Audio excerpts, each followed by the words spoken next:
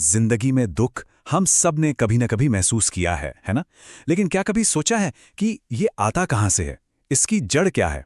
आज चलिए एक प्राचीन भारतीय दर्शन की मदद से इस पहेली को सुलझाने की कोशिश करते हैं। तो सवाल वही बुनियादी है जो शायद हर इंसान ने कभी न कभी खुद से पूछा होगा। आखिर जिंदगी में दुख है क्यों? इस बड़े ही गहरे सवाल का जवाब एक बहुत ही पुरानी भारतीय अवधारणा में मिल सकता है, जिसे कहते हैं त्रिविध ताप। समझिए कि ये एक तरह का मैप है, एक नक्शा जो हमारे हर कष्ट को समझने में मदद करता है। तो इस सफर में हम क्या क्या जानेंगे? सबसे पहले कि ये त्रिविध ताप आखिर है क्या चीज। फिर एक एक करके अपने अंदर से, दूसरों से और नेचर से मिलने वाले दुखों को समझेंगे और बिल्कुल आखिर में उस असली जड़ तक पहुंचेंगे जहां से ये सब शुरू होता है। तो चलिए शुरू करते हैं।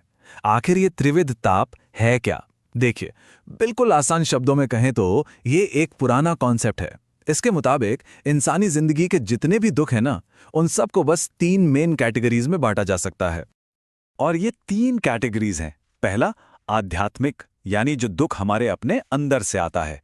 दूसरा, आधि भौतिक, जो दूसरे लोगों या चीजों से मिलता है। और तीसरा है आधि दैविक, यानी जो प्रकृति या नेचर से आता है। तो चलिए सबसे पहले शुरुआत करते हैं अपने अंदर से।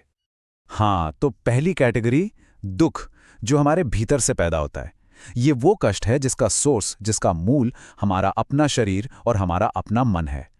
इसे ही कहते हैं आध्यात्मिक ताप, मतलब वो तकलीफ जो हमारे ही अंदर, हमारे शरीर और मन में पनपती है। इसके लिए बाहर कोई जिम्मेदार नहीं है, इसका कारण हम खुद होते हैं। और जरा सोचिए, ये आज के टाइम में कितना रेलेवेंट है ना?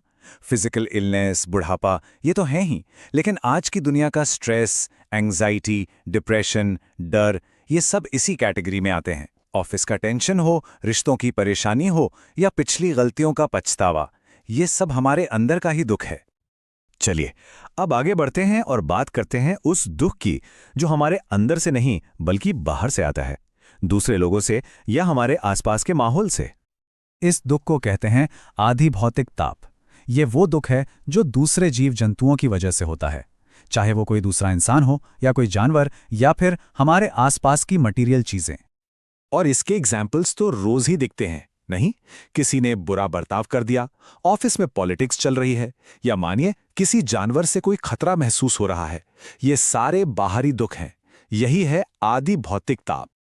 ठीक है, तो अब आते हैं दुख की तीसरी और आखिरी कैटेगरी पर। ये वो दुख है जो ऐसी शक्तियों से मिलता है जो कह सकते हैं कि हमारे कंट्रोल से बिल्कुल बाहर हैं। इसे नाम दिया गया है आधि दैविक ताप।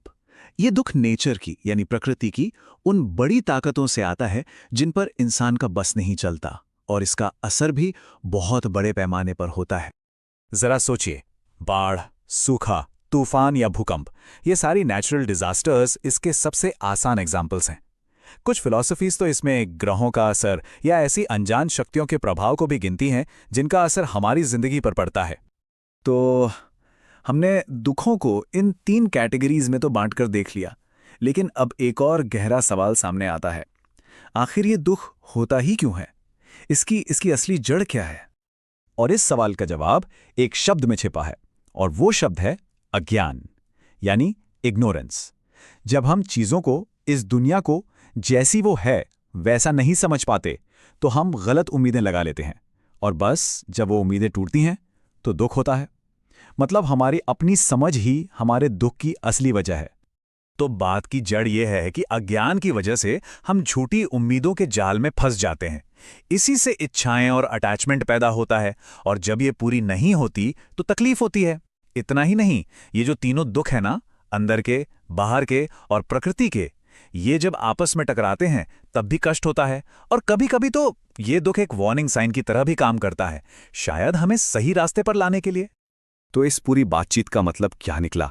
देखिए, दुख को इन कैटेगरीज में बांटना सिर्फ कोई थ्योरी पढ़ना जैसा नहीं है। ये एक टूल है, एक तरीका है अपने दुख के सोर्स को पहचानने का, क्योंकि जब हम सोर्स को जान लेते हैं तभी तो उसमें कुछ काम कर पाएंगे, है ना? ये सेल्फ रिफ्लेक्शन के लिए एक बहुत पावरफुल टूल है। और आखिर में एक सवाल, अगर दुख की जड़ अज्ञान यानी इग्नोरेंस है, तो फिर ज्ञान यानी नॉलेज तक पहुंचने का रास्ता कौन सा है? इस पर जरूर सोचिएगा।